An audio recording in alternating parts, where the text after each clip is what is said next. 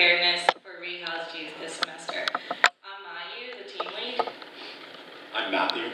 I'm Emma. I'm Claire. And I'm Angela. And we're really excited to tell you guys about what we've been working on. So first, our problem space. We found that our users who are rehoused homeless youths, they face a few problems that prohibit independence and self-reliance. So the first one is a lack of a GED or a high school education. Second one is a lack of reliable employment. And the third being lack of resources in childcare. So we focused on the GED part, and the final solution we came up with is like a GED starter kit. So it contains a map of all the classes that they could go to all over Houston, illustrated roadmap, and step-by-step guide to make each process of getting a GED less overwhelming. So we'll talk more about how we got to this final solution. So first, our community partner is the Mancho Center.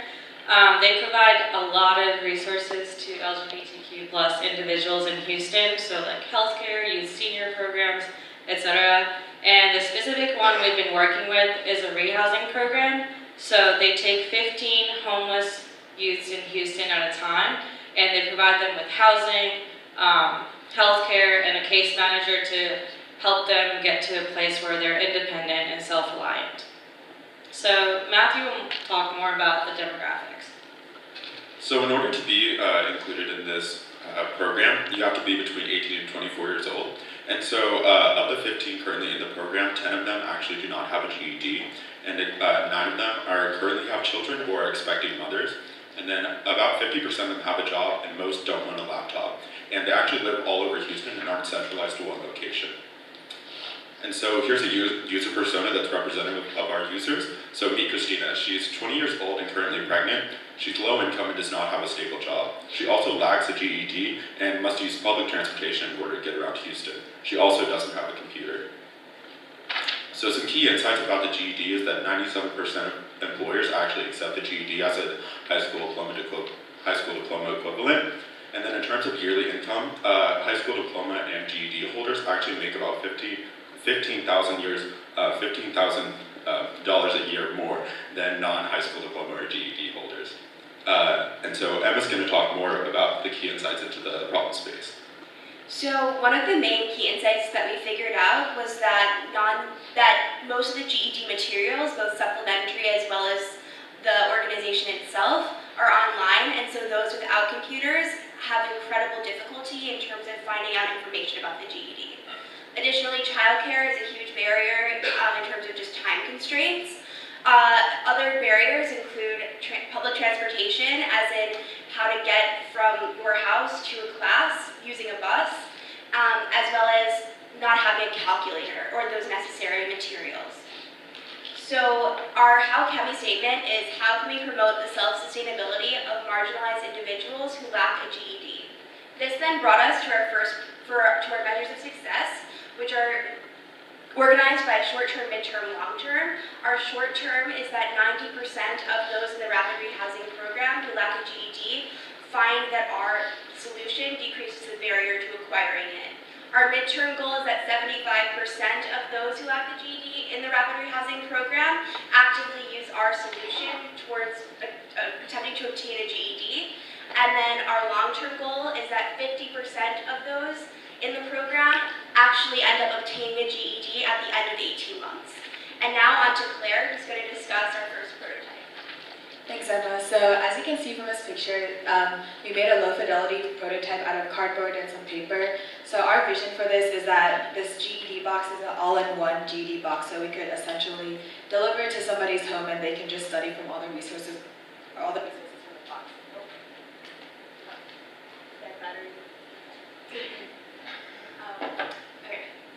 So in the box, there are different compartments for worksheets and supplies, and this prototype tended to focus more on the physical resources rather than the instructional resources.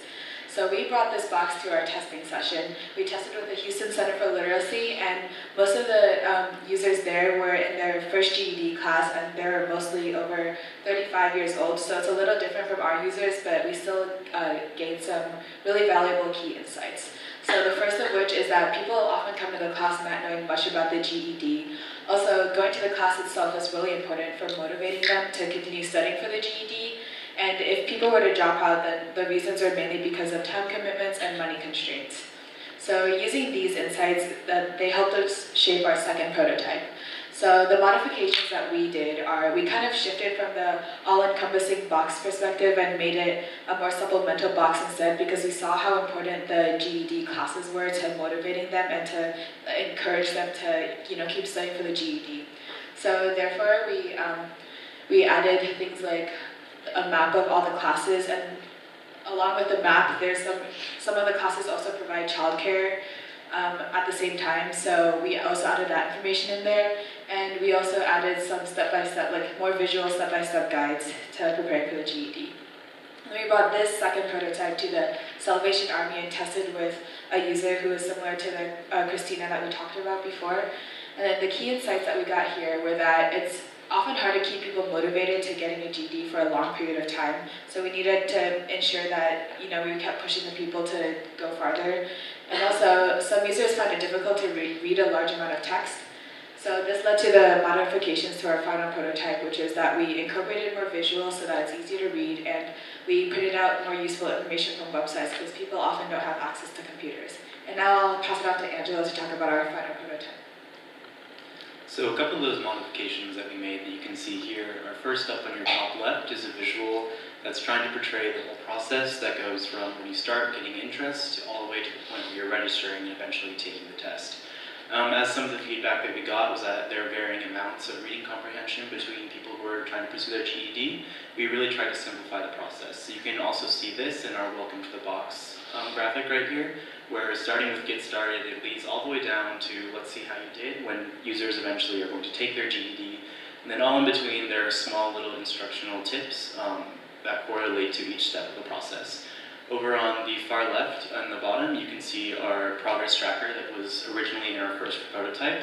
On there, we have the passing scores as well as the college-ready scores, so that users can, as they continue to take practice tests, can see how they're progressing, and then eventually be more invested in the process and have, be more motivated to finish in the end. And so a couple ways critically assessing how we met our goals are, first is that this transition from the all-encompassing box to the supplemental box really is well adjusted to the reality of the situation, that in order to get your GED, you need sustained instruction from instructors who really know what they're doing. And a little quote that we pulled from our second round of testing is that it's like a portable GED class, which made us feel really good. And then secondly, the decreased sense of overwhelming amount of information is extremely important with accessibility, especially because we're dealing with users that have relatively lower amounts of education compared to others. And lastly, a lot of the maps are extremely critical to actually getting to the classes because of the lack of access to internet and public transportation. It's really important to visually see on a map in front of you where the classes is and then also what kind of services they offer, what time, whether they offer daycare, and things like that. So a couple of our next steps moving on, we're planning on making our information public on the Rice DFA website. And then in addition, we've been working with the Montrose Center as well as the Salvation Army, planning on handing off a lot of the documents and things that we've amassed along the way so that they can start distributing them to their clients. Thank you. Any questions?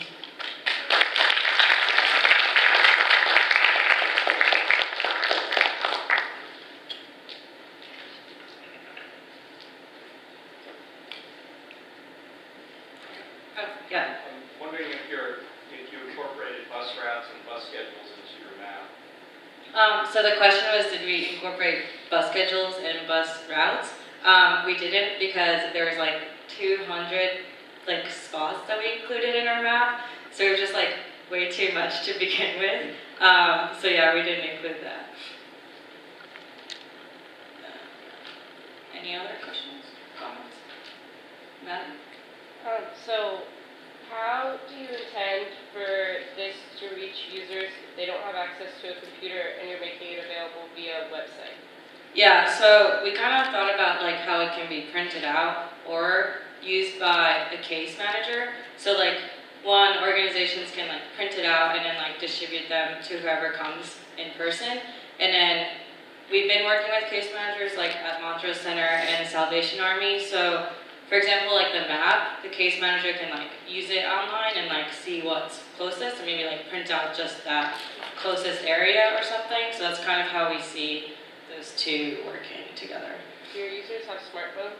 Yeah.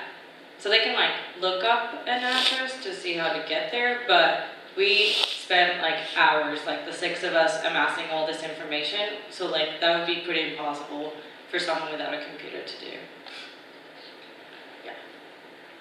Have you thought about maybe trying to incorporate an app for this smartphone, where you had all the documents available that way?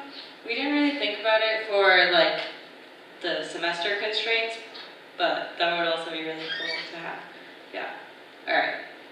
Cool. Thank you. Well, no, we have time constraints. Sorry. Thank you, Molly.